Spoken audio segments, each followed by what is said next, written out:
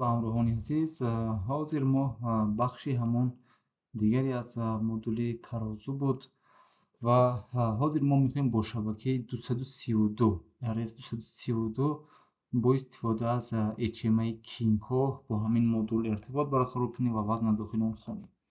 خب شبکه 232 اینجا بینید سه تا سیمو داریم که با رنگ های سرخ، سبز و زردی ما این قسمتی بگیم جنده بود که پورت هایی که حاضر من اینجا اگر هست HMI همونا باز کنم و کابلی که ما ساختیم برای ارتباط برقرار کردن همین است. این با HMI موصل میشد اکرانی ما و سیماش هم اینجا اگر که معین شوند همین سبز، سرخ و زردی که ما داریم. خب این از 232 است و حتما که RX HMI با TX و TX HMI با RX این باید که وصل کنیم. خب دیگر قسمتی که ما داریم میریم در HMI Kinko تنظیمات سیستم پارامترز کامپورت دو موصل کردگی هستیم همین وزن و همون پارامتری که بینید RS-232 19208N1 اما شبکه 232. خب این در کجا بود؟ این از ما اینجا بود. خب اینجا این قسمت یعنی همین تنظیمات به صورت پیش‌فرض ما چی تنظیمات رو بالای همین شبکهش انجام ندادیم، فقط همون پارامتر رو گذاشتیم و میریم وزن میخونیم. کنسل میزنم و یکم منوی که اینجا هست ببینید آدرسی 0 فقط این 32 بیت است. ما اونجا گفتیم این 32 بیت است. نالم، دوم و چهارم، ششم. این وزنا بودن، این دو چهار تا وزن، این هم سیمپلینگ تایم شد. خب اینا هم آدرس های سر میشد. هشتم 32 بیت دهم همین گونه. خب چیکار میکنیم؟ میریم قسمت این دیرکشن آنلاین سیمولیشن همون اکران از من اینجا نمایش میدم و میبینید که ما وزن هم با شبکه 232 خوانده ایستادگیم و هم با شبکه 485.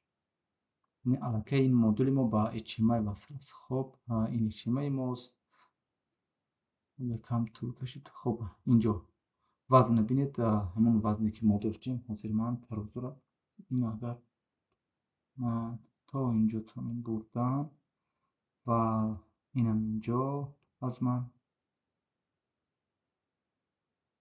خب نه این قدر کافی نیست. میتونم اون وزن بردم.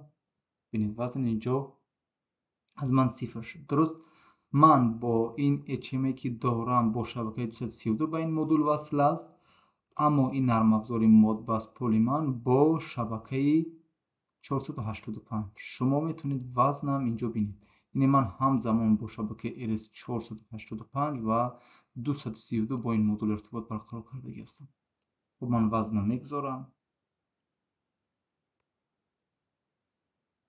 ببینید 999 یعنی 10 که من اینجا داشتم اینجا هم 999 یعنی هم با شبکه 232 و هم 485 خواندم وزن داخل همین مدل. خب 232 شبکهش یک خوبی که دارد، ما این خوبی هم هست، طرف منفی هم دارد که ما فقط یک تجدید توصل میکنیم و سرعت خیلی خوب دارد. در حال وزن خوانده میشود به اون کم بودی.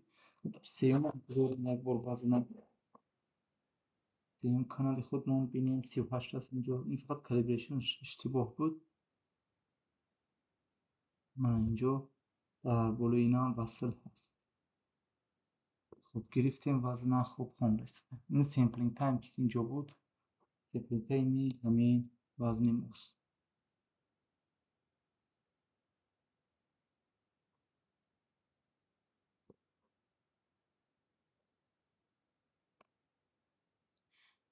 این بود در بخش همین مدل ترازو. ما کوشش کردیم که همه بخشی از این مدل باید دیگر بررسی کنیم و خب یک معلومات دیم که چگونه ما شبکه با شبکه وزن میخونیم و чун тарозу як қисмати аз печидаи дар саноат аст, ки мо доим бо он рӯбаро ҳастем, бо ин мушкили тарозу рӯбаро ҳастем ва доим хоб мо камбудӣ дорем, бо ин маълумоташ кам аст ва ҳамон мушкилое ки мо доштем инҷо кӯшиш кардем, ки барои шумо якам осонӣ биёрем ва ин буд дар бахши ҳамин модулаи тарозӣ, ки ман комилан хостам ҳамин модула ба шумо комилан муаррифӣ кунам.